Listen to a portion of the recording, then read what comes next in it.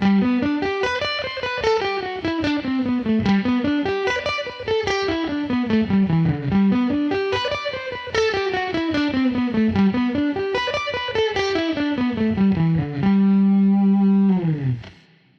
folks, it's Phil from 15-Minute Guitar Practice here.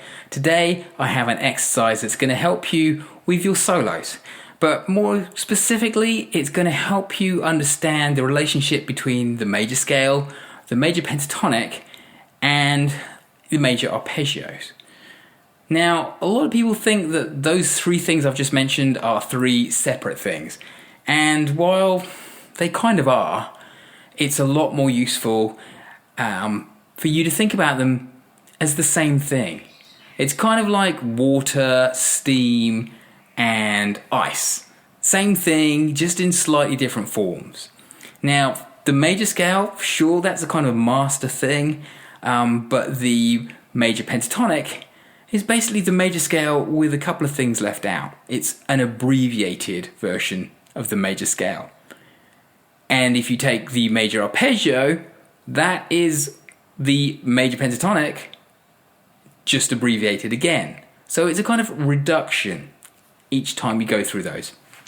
What we're going to do is an exercise where we play up the major arpeggio, then we descend the full major scale, then we ascend the major arpeggio once again, and then we descend the major pentatonic. And this is moving down.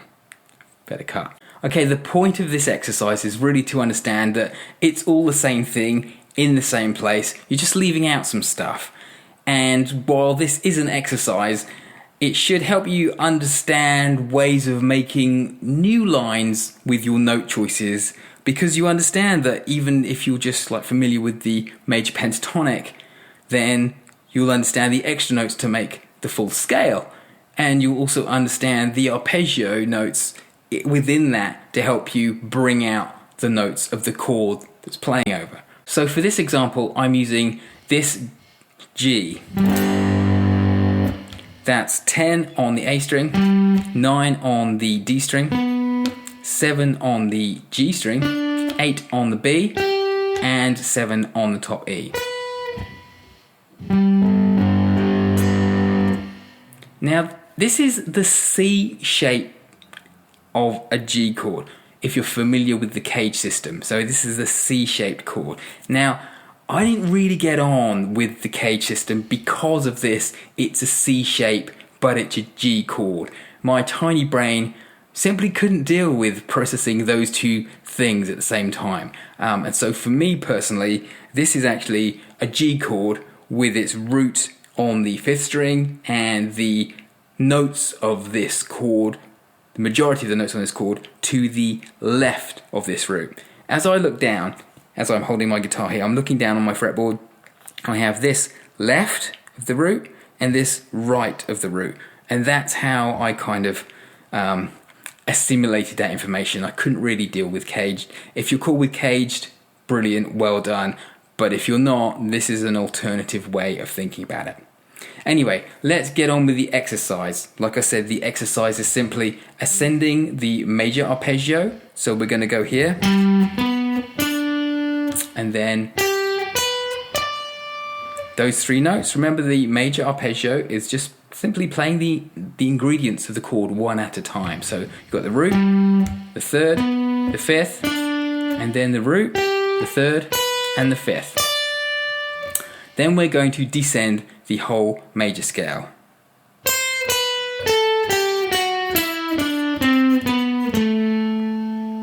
And then we're going to play the major arpeggio one more time. And then descend the major pentatonic.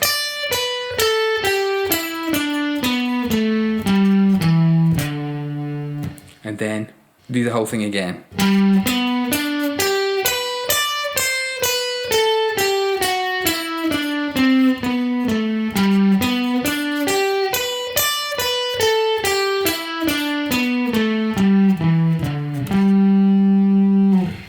So let me break that down and give you some fret numbers. So our major pentatonic, our major arpeggio was just 10A, 9D, 7 on the G, 8 on the B, and 7 on the top E. Then we went 10, 10E, 8E, 7E, 10B, 8 on the B, 7 on the B, 9 on the G, and 7 on the G. Then 10, 9, 7 on the D, and then we're ready to do the major arpeggio again. This time we're going to descend the major pentatonic, so that is 10, 7 on the E, 10, 8 on the B, 9, 7 on the G, 9, 7 on the D, 10, 7 on the A string, then we're going to do 10 on the bottom E, then go back up 7 on the A string, and then finally landing on 10 on the A. So it also helps when you do this to put an accent note every 4, or the first note of every 4, so like.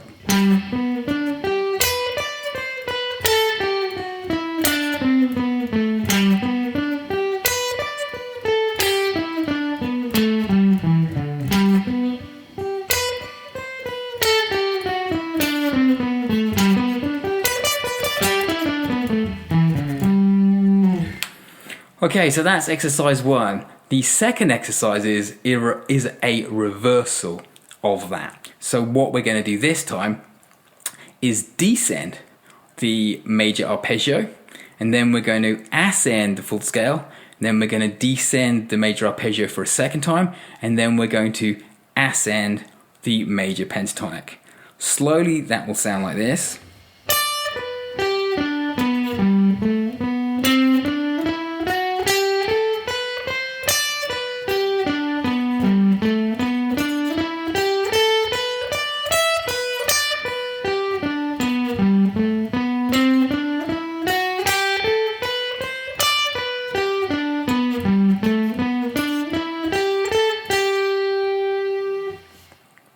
So same thing that we just did in exercise 1, but we've just changed the direction of each of those elements. So coming down the major arpeggio, we're doing 10, 7 on the E, and then we're doing 8 on the B, 7 on the G, and then we're doing 9 on the D, and then 10 on the A string. And that A marks the change of direction, so then we're going to ascend the whole scale. So we're going to start on 10A, then we're going to do 7, 9, 10 on the D, 7, 9 on the G, 7, 8, 10 on the B, and then 7, 8, 10 on the top E. And that top E, again, is the turning point to change of direction to return to the descending major arpeggio. Then we're going to ascend the major pentatonic starting at fret 10 of the A string. So we're going to go 10, then we're going to go 7, 9 on the D, 7, 9 on the G, then we're going to go 8, 10 on the B string, and then 7, 10 on the top E. Then we're going to move up 2 frets to the 12th fret, and then play 7 again on the top E. And then we start the descend again.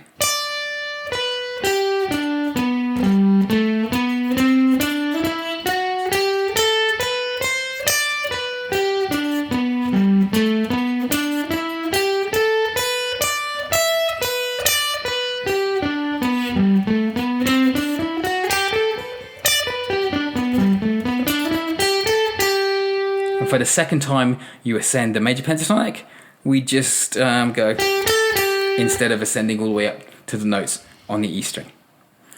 Now, remember me saying it's all the same stuff. That's our major scale in that position, that's our major pentatonic in that position, and that's our major arpeggio in that position. We only have to shift one of those notes to make it an exercise that contains all the minor elements. So a minor arpeggio, a minor scale, and a minor pentatonic. And if you don't know your theory, quickly, the ingredients that make up a major chord is the 1, the 3, and the 5. And the way you find the 1 and the 3 and the 5 is simply to count up the major scale. Obviously the 1 or the root's quite easy to find because it's the first note you get to. And you go 1, 2, 3. That's the third, that's the 3, and then you count up 5. So your key elements for a major chord are just this note, the 1, the 3, and the 5. And although in a chord you might be playing 6 strings or 5 strings, all of those strings will contain just one of those notes, either a 1, a 3, or 5. Maybe an octave higher, but it's still a 1, or maybe an octave higher or a double up of a 3 or a 5. But just those 3 different pitches are contained within your major chord.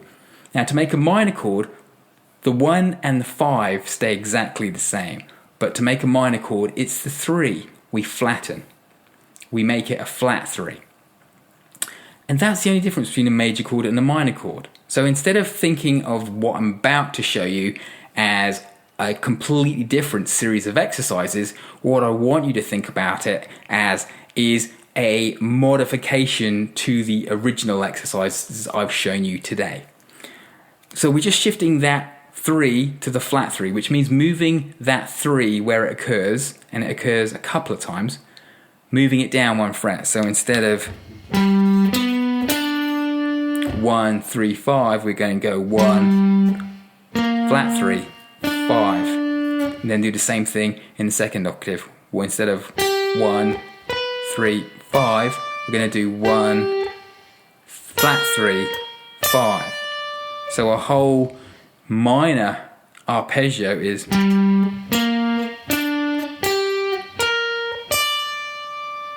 Then we're going to descend that. So we're going to go.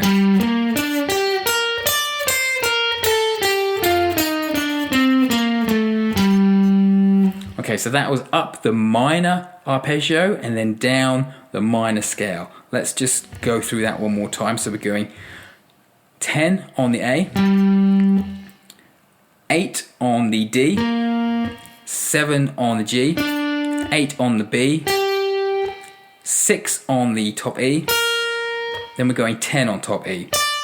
And that 10 is the highest note we're going to go to. Then we're going to change direction and descend the minor scale. So now we're going from that 10, we're going to go 8 on the E, 6 on the E, 10 on the B, and 8 on the B. Then we're going to go 10 on the G, 8 on the G, and 7 on the G. And then the same on the D string. 10, 8, 7. And then we're back to 10 on the A, and that note is the one we're going to again change direction. So we've gone up the minor arpeggio, down the minor scale. Now we're going to go up the minor arpeggio one more time and then descend the minor pentatonic. So up, then we're going to descend the minor pentatonic.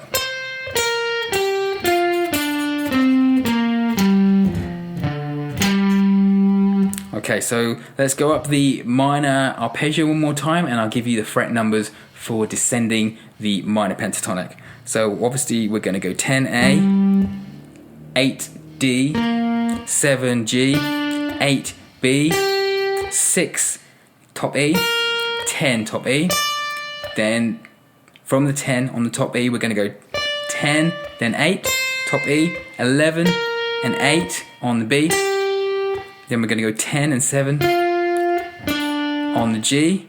Then we go 10, 8 on the D. 10, 8 on the A string. 10 on the bottom E. And then we're going to go 10 on the A string. And then go up again and repeat that exercise. So that whole thing, remember it's not different, we've just altered the original thing by flattening the 3. So, here we go.